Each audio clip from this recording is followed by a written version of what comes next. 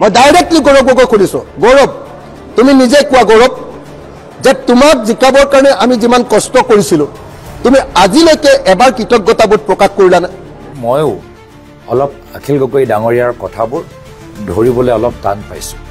তেওঁ এদিন আমাৰ পক্ষত কিবা ক'ব, দুদিনৰ পিছত আমাৰ বিপক্ষত ক'ব, এদিন তেওঁ ভূপেন বৰা ডাঙৰীয়াৰ লগত চাহ একাপ খাব, দুদিনৰ পিছত আকৌ তেওঁ কংগ্ৰেছক সমালোচনা কৰিব।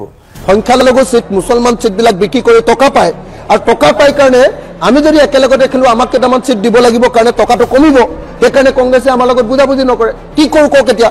আমি অস্থিৰ নে গৌৰৱ গগৈ অস্থিৰ? আমি অস্থিৰ নে কংগ্ৰেছ অস্থিৰ? কেমেৰা যেতিয়া লাইভ থাকে তেতিয়া অখিল গগৈ আৰু হিমন্ত বিশ্বৰ মাজত এনেকুৱা কাজিয়া হয়, আমি দেখিলে এনেকুৱা লাগে যে ইণ্ডিয়া আৰু পাকিস্তানৰ মাজত যুদ্ধ আৰম্ভ হ'ব। যে কেমেৰা অফ হৈ যায় এতিয়া চুকত গৈ পেলাই মনে মনে হিমন্ত বিশ্বৰ লগত কাণত ফুচফুচকৈ কথা পাতে। গোপন কেমেৰাত যেতিয়া ভিডিঅ'খন ওলাই গ'ল তেতিয়া ফটককৈ ফেচবুকত দি দিলে যে সৌজন্যতা সূচক সাক্ষাৎ।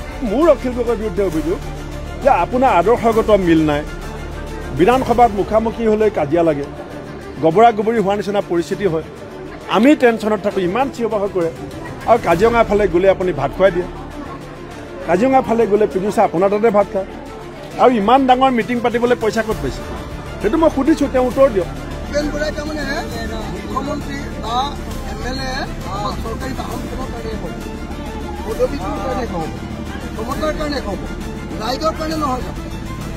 আমি আকৌ MLA হ'ব বিচাৰি আছোঁ ৰাইজৰ। শিল ভাঙিবৰ কাৰণে কি কয় মেচিনটো? Stone catcher. এতিয়া ভোট ভাঙিবৰ কাৰণে ভোট কেচাৰ ওলাইছে।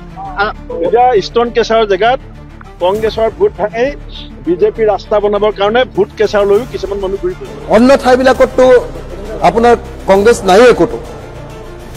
সংখ্যাগুৰু এলেকাবিলাকত কংগ্ৰেছ নায়েই। সংখ্যাগুৰু এলেকাবিলাকত এফালেদি আছে ৰাইজৰ দল আৰু আনফালেদি আছে বিজেপি। আধা দুষ্টি আধা দুশ্মনী নহ'ব, দুষ্টি পিয়ৰ, দুশ্মনী পিয়ৰ। এতিয়া টিভি অন থাকিলে দুশ্মনী, টিভি অফ থাকিলে দুষ্টি, টিভি অন থাকিলে দবৰা দবৰি, টিভি অফ থাকিলে সাৱধান।